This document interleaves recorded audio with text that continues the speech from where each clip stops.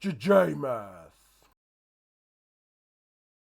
Kom ons kyk nou 'n bietjie na die interpretasie van grafieke. So in hierdie video gaan jy vrae kry waar jy moet reflekteer om die x-as en om die y-as. So die nota daarvoor is as jy reflekteer in die x-as, sit ek 'n minus voor y.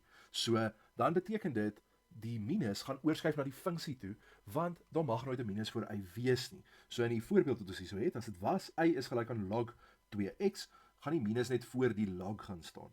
Okay. Nou as jy reflekteer om die y-as, sit jy net 'n minus voor x. So waar ook al daar x is in die formule, jy gaan net 'n minus voor hom sit en dan moet jy kyk of jy 'n bietjie verder kan vereenvoudig. Nou die nuwe ding wat bykom, wat nie deel was van graad 10 en 11 nie, is as hulle vir jou sê reflekteer in die lyn y is gelyk aan x. Dit beteken die inverse. So dit is 'n keyword wat jy net moet onthou. Partykeer gaan hulle jou probeer uitvang en nie sê kry die inverse nie, maar hulle gaan sê reflekteer hierdie grafiek rondom die lyn y is gelyk aan x. Dan moet jy die hele proses van inverse doen. Kom ons gaan kyk hoe lyk die vraag. Die grafiek van fx wat gelyk is aan a tot die mag x gaan deur die punt minus 2 en 4. Bereken die waarde van a. So hierdie is 'n baie tipiese eksamenvraag. Hulle hou baie van hierdie ene. So om te begin gaan ek dadelik net daai koördinaat se x en y in my formule invervang. So die formule wat hulle vir my gee was net y is gelyk aan a tot die mag x. So ek gaan dadelik die 4 en die min 2 gaan invervang. En nou weet ek, as ek die a alleen wil kry, gaan ek net 'n resiprook gee vir hierdie eksponent, so minus 'n half, en as ek dit aan die een kant doen, moet ek dit aan die ander kant ook doen. As ek dit in my sakrekenaar insit, dan kry ek a is gelyk aan 'n half. Nou asseblief, jy moet nou jou oorspronklike funksie gaan oorskryf en sê, ek weet dat fx gelyk is aan 'n half tot die mag x. En alles wat gaan oor 'n f, gaan ek nou daai funksie gebruik. Vraag 2. Skryf die vergelyking van die inverse in die vorm. So as ek die inversie gaan doen, dan gaan ek sê, ek vat nou my blou grafiek, so fx is gelyk aan 'n half tot die mag x, en ek ruil x en y om. So dit gaan wees x is gelyk aan 'n half tot die mag y. Ek weet as ek y alleen wil hê, die eksponent, dan gaan ek moet logs gebruik. So dis y is gelyk aan log, die grondtaal bly die grondtaal en die ander twee het omgeruil. So dis hoekom dit so kan lyk. Maar nou het hulle my gevra, skryf dit in die vorm f tot die mag min 1 is gelyk aan log 'n half x. Jy sal ongelukkig punte verloor as jy dit nie los in die vorm wat hulle wil hê nie. Vraag 3. Bepaal die vergelyking van g as dit die refleksie van f in die y-as is. Okay. So, as ek in die y-as reflekteer, sit ek 'n minus voor x. So dan gaan dit lyk, y is gelyk aan 'n half tot die mag minus x. Nou, dit is fyn as jy dit so los, maar jou juffrou gaan dink jy is baie slim as jy vir haar sê, hierdie is eintlik dieselfde as 2 tot die mag x, want ek wil nooit negatiewe eksponente hê nie. Nou, dit het vir my gesê, hierdie is g van x. So dat daai g en f en so aan, dit beteken niks eintlik nie, dit is net 'n naam, sodat hulle makliker kan vir jou die vraag opstel, en nie heeltyd die hele vergelyking hoef te skryf nie. Nou vraag 4, bepaal die vergelyking van h, die refleksie in die x-as. So ek gaan net 'n minus voor y sit, en dan gaan dit weer eens 'n half tot die mag x wees. Maar y mag nie die minus hê nie, so ek gaan die minus oorskuif, en dit voor die half sit. En daai het hulle vir my gesê, dit is hx. Daar was vraag 4 klaar. Nou kan ek gaan skets. So die tip op die voorbeeld wat ek gegee het was, moenie almal se tabelmetode gaan doen nie. Doen net die eerste een se tabelmetode, en dan kan jy daai koördinate gebruik om rond te skuif om die ander te kry. So kom ons kyk gou wat ek daarmee bedoel. So ek gaan dit sommer hierso doen. As ek 'n klein tabelmetodetjie doen hierso, en ek gaan net kies om min 1, 0 en 1 te gebruik, en as ek dit op my sakrekenaar sit, dan gaan ek sien, so dan gebruik die blou grafiek nou, so 'n half tot die mag min 1 gee vir my 2, 'n half tot die mag 0 gee vir my 1, en 'n half tot die mag 1 gee vir my 'n half. Nou kan ek daai koördinate op my skets gaan sit, so 1 links en 2 op, my y-afsnit is net 'n 1, en dan as x 1 is y 'n half. Nou kan ek dit net verbind, en dit sal my f-grafiek wees. Onthou, die x-as is my asymptoot. Okay, so nou kan ek die inverse gaan skets, en onthou, om die inverse te skets, vat ek elke koördinaat van die oorspronklike ene, en ek ruil dit net om. So my een koördinaat was by minus 1 en 2, so dit gaan word 2 en minus 1. En dan die y-afsnit was 1, so hierso word die x-afsnit net 'n 1. Dan die laaste punt was by 1, en dan 'n half op, so nou word dit 'n half regs en 1 op. In hierdie geval is die y-as nou my asymptoot. Nou as ek g wil skets, dan weet ek g was nie die refleksie in die y-as, so dit beteken net elke koördinaat van die blou grafiek van f gaan net oorflip oor die y-as. So die ene wat 1 links was, gaan nou 1 regs wees, die afsnit bly net waar hy was, en die ene wat 1 regs was, gaan 1 links wees. So, dan kan ek dit net verbind, en hy gaan so lyk, en dit was G. Nou, as ek H moet teken, dit was die blou grafiek wat gereflekteer het in die x-as, so nou gaan ek net, alles wat bo was, flip ek net onder toe. So die 1 dot gaan dan by -1 en -2 wees. My y-afsnit flip oor, so hy word -1, en dan is dit nie net 1 en 'n half nie, dit is nou 1 en -1/2. Nou die x-as is my asymptoot, so my grafiek gaan dan so lyk. En ek kan hom dan H gaan label. Daar het ek almal geteken, so jy het gesien ek het net tabelmetode 1 keer gebruik. En dan van daar af reflekteer ek net die koördinate om die ander sketse te kry. Dit gaan jou 'n bietjie tyd spaar, maar as dit vir jou te confusing voel, doen dan almal se tabelmetode, maar maak net seker jy is vinnig as jy dit doen. Vraag 6, wat is die definisie en die waardeversameling van F en G?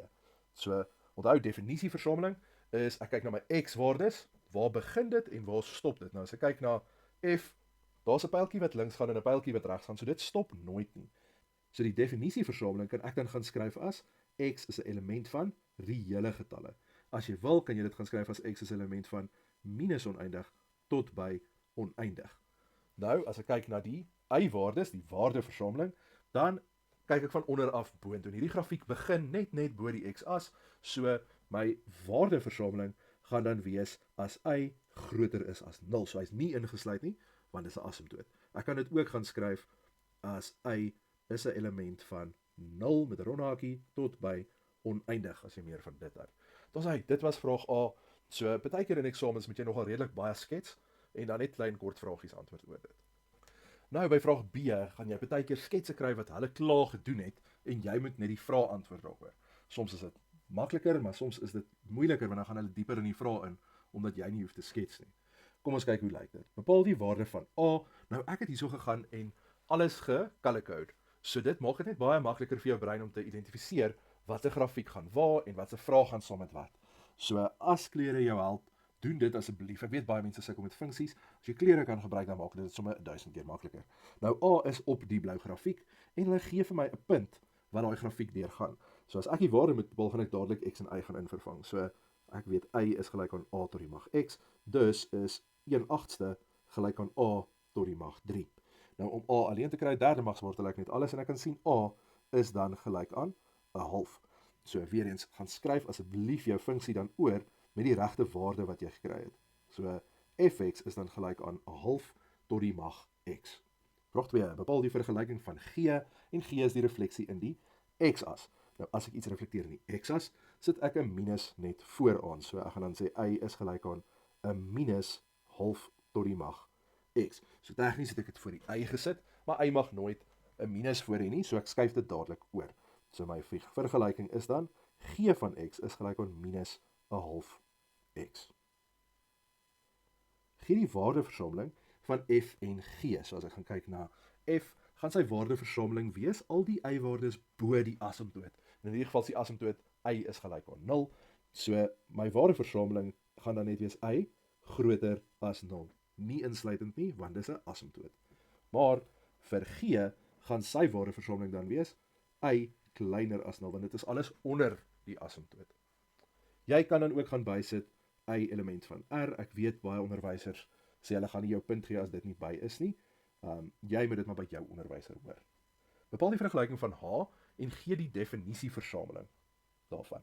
So h is die refleksie in die lyn, y is gelyk aan x. Onthou, dit is net keyword vir kry die inverse.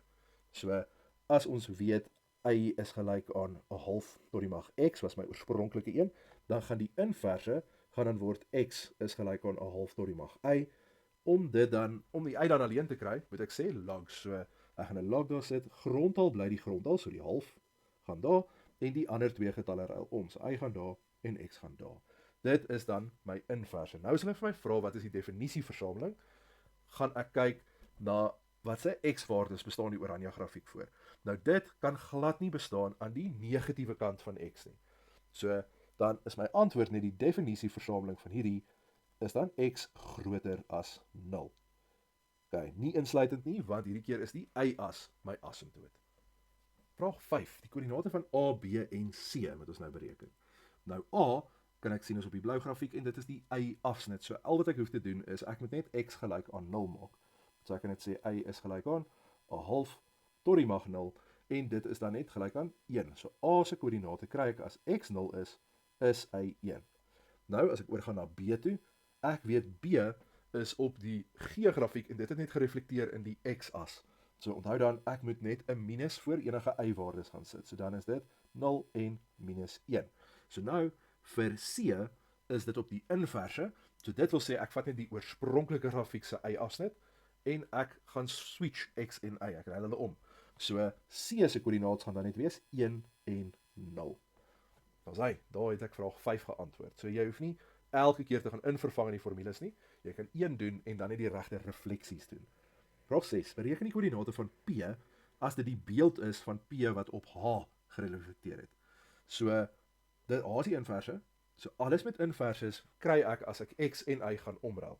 So dit klink na 'n baie gekompliseerde vraag, maar al wat jy hoef te doen is net die koördinaat vat en x en y omruil. So dit is 'n 8ste en 3. Daar het ek hulle vraag geantwoord. Nou kom ons by ongelykhede wat saam met sketse gaan. So kom ons doen dit stadig en ek hoop dit gaan sin maak. Nou, vraag 7a vra vir my, waar is die blou grafiek fx onder 'n 8ste?